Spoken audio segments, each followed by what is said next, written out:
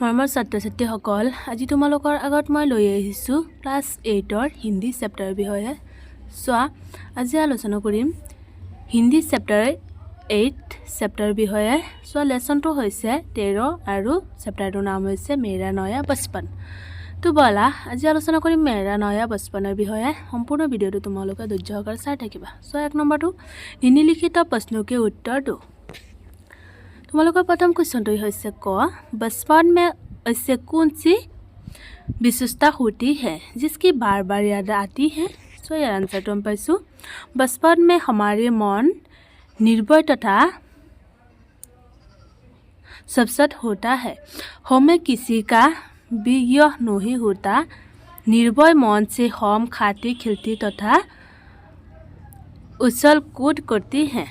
बिना किसी स्वार्थ के हम सभी से दोस्ती करती हैं और उनके साथ मस्ती मजाक करती हैं। बचपन को यही खास विशेषताएं हैं जिसकी हमें बार बार याद आती है। यही है आंसर। तक खटो आसा कवियत्री क्यों चाहती है कि उनका बचपन फिर से लौट आए।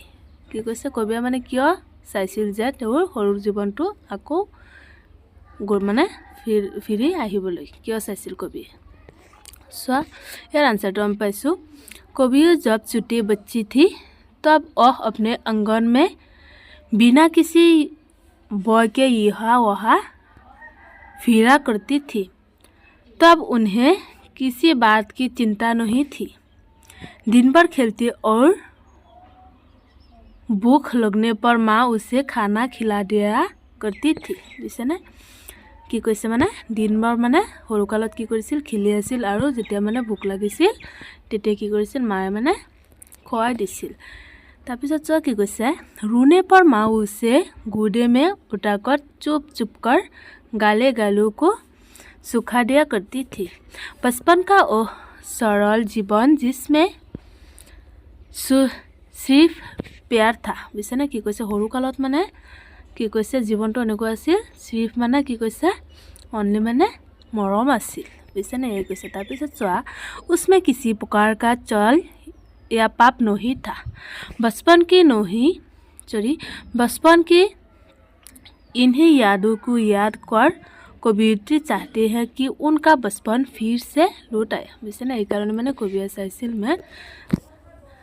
কি কৈছে যে এই কাৰণে কবিয়ে চাইছিল যে তেওঁৰ মানে সৰু জীৱনটো আকৌ মানে ঘূৰাই আনিবলৈ।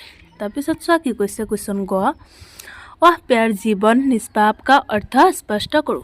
सो हम केनेকৈ लिखिम यार आंसरটো वह प्यारा जीवन निष्पाप। इसका अर्थ ये है कि बचपन में हर एक बच्ची का दिल साफ और निर्मल होता है।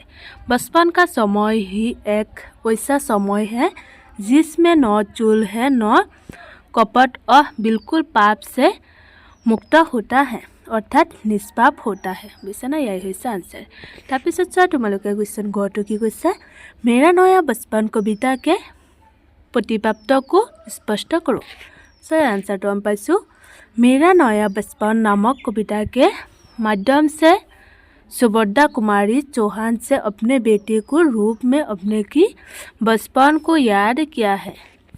उनका कहना है कि उनको बचपन को मधुर स्मृति याद आ जाती है जब वह आंगन में खेला करती थी, माँ के साथों से खाना खाया करती थी, चिंता रहित निर्भय होकर यहाँ वहाँ फिरा करती थी। बचपन का अतुलित आनंद कवियत्री बुला नहीं सकती, इसलिए बचपन को याद कर कवियत्री बचपन को बुलाती हैं। नेक्स्ट पैराग्राफ तो चुआ कवियत्री को फिर से बचपन जीने का अनुभव अपने बेटे को रूप में प्राप्त हुआ। जब बचपन उनके भाग गया था और फिर से बच्चों के रूप में लौट आया। जब बच्चे माँ को मिट्टी खिलाने आती है तब इस बात से खुश होकर कवियत्री की बच्चे बन जाती है। उनके साथ खूब खेलती उसकी तरह खाती तथा तुतलाती हैं। अंत कवियत्री कहना चाहती हैं कि बचपन का समय ही एक ऐसा समय होता है जिसमें न चल कपट होता है और न हो चुआ चुत्त को भावना उत्पन्न होती है और बिल्कुल निर्मल तथा निष्पाप होता है। बुझिছানে यही হৈছে आन्सार इम्पर्टेन्ट আছে গতিকে তোমালোকে ভালদৰে বুজি লওক অকমান দীঘল হ'লেও তোমালোকৰ কাৰণে ইম্পৰ্টেণ্ট সেইকাৰণে তোমালোকে ভালদৰে বুজিব লাগিব আৰু মুখস্থ কৰিব লাগিব ইম্পৰ্টেণ্ট আছে তোমালোকৰ এক্সামত আহিব। তাৰপিছত চোৱা 2 নম্বৰ কোৱেশ্চনটো কি কৈছে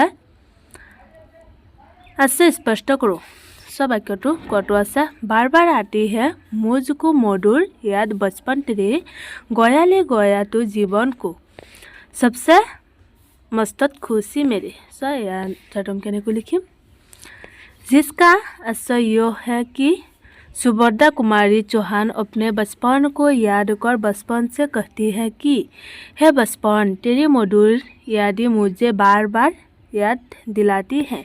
बचपन का ओह खेलना खाना अचल कूद करना माँ के दाढ़ी गाड़ी में उठाकर प्यार करना वैसे उन्हें स्मृतियों कविताओं की बचपन का स्मरण करा जाती हैं। अब जब बड़े हो चुके हो उन्होंने अपने जीवन को सबसे खुशी बड़े पल को गवा दिया है। इसलिए कवियत्री बचपन को है कहती है कि मेरे जीवन को सबसे महत्वपूर्ण खुशी तो मेरे से ले गया। नेक्स्ट है क्वेश्चन ख मैं बचपन को बुला रही थी बोल उठे बिटिया मेरे नंदन बन फूल उठे यो चोटी से कुटिया मेरे। चाहे आंसर तो कहने को लिखिम इसका आशय यह है कि जब कवियत्री अपने बचपन को यादों में खोकर अपने बचपन को बुला रही थी उसी समय उनकी बिटिया आकर माँ आओ कहकर पुकारने लगे। उसके पुकारने के कवियत्री की नंदन समान चुट्टी से कुटिया फूल को तरह खिल उठा। उसके बुलाने से कवियत्री की ऐसे एहसास हुआ कि आनो उनका बचपन वापस लौट आया है।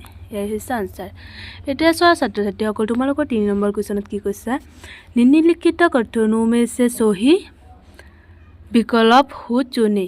सो कतो आसा क्वेश्चन कवियत्री की बार बार बचपन को याद आती है क्योंकि सो आंसर तो है बचपन अतुलित आनंद का बॉर्डर होता है। बुझे ना यही आंसर। तरपिছত सो क्वेश्चन खटो बड़े बड़े मोटे से आसो। सो आंसर तो हम लिखिम केनेকৈ जयमाला पहतानी सो जयमाला पहनाती थी। तरपिছত আছে क्वेश्चन ग बचपन में रोने पर कवियत्री की माँ सो आंसर तो लिखिबा उन्हें गोद में उठाकर बहुत प्यार करती थी। बुझे ना यही आंसर। तरपिছত सो क्वेश्चन घ कवियत्री को बेटिया उन्हें क्या खिलानी आई थी। सो मिट्टी खिलानी आई थी। बुझे ना यही लिखि दिबा तुम्हारे आंसरत मिट्टी। तरपिছত सो 4 नम्बरটো কি কৈছে निम्नलिखित प्रश्नों के संक्षेप में उत्तर दो। कतो आसा क्वेश्चन मेरा नया बचपन कविता को रचयिता कौन थे। कि कैसे मेरा नया बचपन कविता माने रचना कोने करिছিল। सो यार आंसर तो हम लिखिम सुभद्रा कुमारी चौहान। बुझिছা ना सुभद्रा कुमारी चौहान আছিল नया मेरा नया बचपन कवितार माने कवि। बुझिছে ना यही হৈছে आंसर इम्पर्टेन्ट আছে গতিকে তোমালোকে ভালদৰে নোট কৰি লোৱা। তাৰপিছত আছে क्वेश्चन ख कवियत्री कैसे बुला रही थी। सो आंसर तो तुम्हारे लिखिबा कवियत्री अपने बचपन को बुला रही थी। बुझे ना कविये माने निजर सरू जीवনৰ কথা কৈছিল। তাৰপিছত চোৱা क्वेश्चन ग कवियत्री को नया जीवन किस रूप में प्राप्त हुआ। सो आंसर तो लिखिम आमी कवियत्री की नया जीवन अपने बिटिया को मंजुल मुद्दत देखकर प्राप्त हुआ। তাৰপিছত আছে क्वेश्चन ग कवियत्री की मिट्टी खिलानी कौन आई थी। सो आंसर तो हम लिखिम कवियत्री की मिट्टी खिलाने उनकी बिटिया आई थी। तरपिছত আছে क्वेश्चन ङ अपने बिटिया को किस बात से कवियत्री बहुत खुश हुई। सो आंसर तो हम लिखिम बेटिया द्वारा अपने माँ को मिट्टी खिलाने की बात से कवियत्री बहुत खुश हुई। तरपिছত আছে क्वेश्चन च कवियत्री के पास बचपन क्या बनकर आया। तुम्हारे लिखिबा आंसरत कवियत्री की पास बचपन बेटे बनकर आया। नेक्स्ट है क्वेश्चन च किसको मंजुल मृत्यु देखकर कवियत्री में नवजीवन जाग उठा। सो आंसरটো লিখিম আমি अपने बिटिया को मंजुल मृत्यु देखकर कविटी में नवजीवन जाग उठा। বুজিছানে এই হৈছে आंसर। তাৰপিছত আছে क्वेश्चन ज क्या तुम्हें भी बचपन प्रिय है। सो आंसरটো লিখিম हाँ मुझे भी बचपन प्रिय है। বুজিছানে এই হৈছে आंसर। তো মই আজি ইমানলৈকে সামৰিলোঁ। মোৰ ভিডিঅ'টো ভাল লাগিলে তোমালোকে লাইক কমেণ্ট শ্বেয়াৰ কৰি দিবা। Okay bye, take care.